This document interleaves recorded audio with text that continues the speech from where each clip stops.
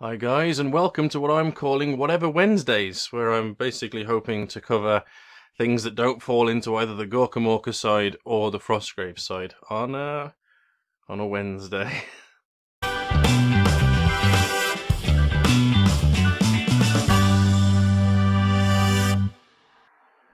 Take this opportunity to say, if I don't seem myself, I'm not, to be honest. Having quite a rough time at the moment with migraines and things, and I've been off work, so this video has come from me basically trying to snap myself out of it, and also try and distract myself from having chronic headaches all the time. But yeah, so I'll show you what I've been up to, and we'll have a see. Right then, so what I've done is I cut a stencil. So you know I've been talking about the fact that I've brought a airbrush recently, and what I used to do is I used to cut stencils for people as part of my custom business, custom stencils. So I got myself a little hex pattern, cut the hex pattern out. You can see I've done a little bit of chop work here. You also see that I've been using it for red and green. So I started off, I thought, what I've always wanted to do is make the sails look cool for my raiders. So I primed the raiders black, or rather I sprayed them black with the airbrush, and then I came back in with a red, built up a very dull red on the centre of each of the sails, as it were, and then I laid the stencil on top and hit it with quite a more extreme red, basically, just hit it with more red, and that brought out this nice pattern. Then I went a little bit crazy and started playing with the green. And let's have a see what happened. So if I just reattach that to there, this is what happened. So I'd seen a video on Beasts of War which showed basically the doing this kind of pattern to make it look a bit like an energy field. And what I'd planned to do originally was just have it right across the bottom there. But I went a little bit mental, and I've done it for most of the bottom half of all of my raiders. So that's all three of them.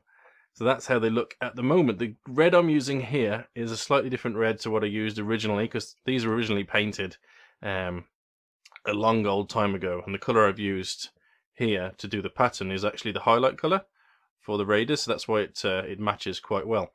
So there's that one there. This one here has got less of it, so it looks a little bit more like patchy as to where it is. But again, I really like the way this has come out.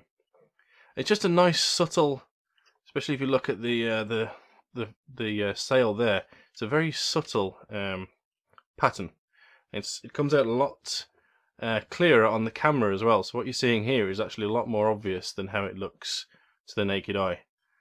But yeah, I've done a bit on the back here where I did this weird custom bit to the rudder, as it were. So that's how my raiders now look. I didn't stop there. I then turned my attention to the venoms. So everywhere I had a sort of gap where I hadn't done this freehand pattern, I decided to go in and do some more of it. So that's how that came out. It's just, again, this is a lot more subtle in real life than you're seeing on the camera. It's weird how the camera picks that up. But yeah, that came out pretty cool. So I've done 3 of the venoms in the same way. And then I also turned my attention to this bad boy here. So I've done the tip here, again avoiding the freehand that I did and any of the gems. And then I went on to do this little patch here. Of course, on the other wing I have that freehand there, so that wasn't going to work. And then I just did a little bit on those bits there, just to make them pop a little. And I think it's come out really nice. I'm really chuffed with how that looks. It adds a little extra something to the model to make it look a little bit more snazzy than it did before. I think it adds an air of better painting than I'm actually capable of to the models as well. There we go. There goes the magnet base.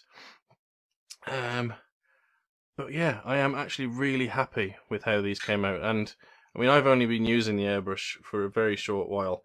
This is the first time I've used it with stencils. and yeah, these stencils worked really well. I did try using some of my spray adhesive on one side of it, but because these actual details are so small, they just weren't adhering at all, because of course what I'm using is spray adhesive that's temporary rather than anything that's particularly sticky. It basically makes it tacky on one side.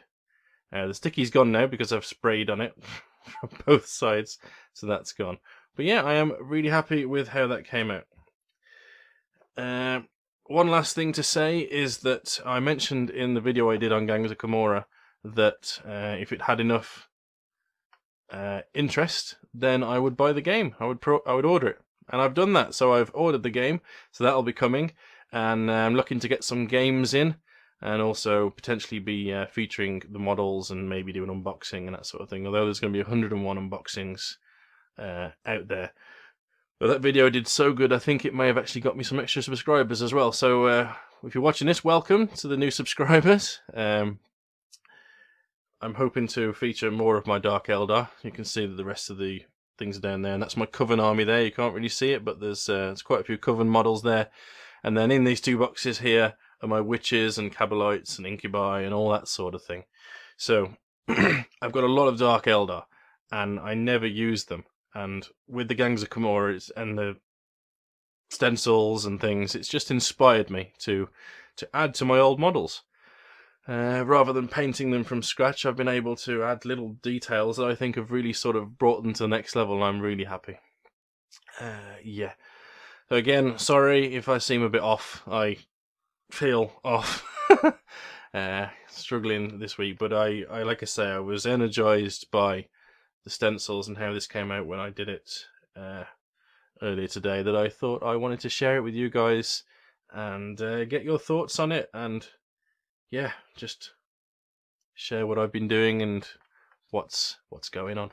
Right then, I'll be back in a few days hopefully with a Frostgrave video, probably one that I've recorded previously, so it probably won't be on that thing there, which of course is the observatory.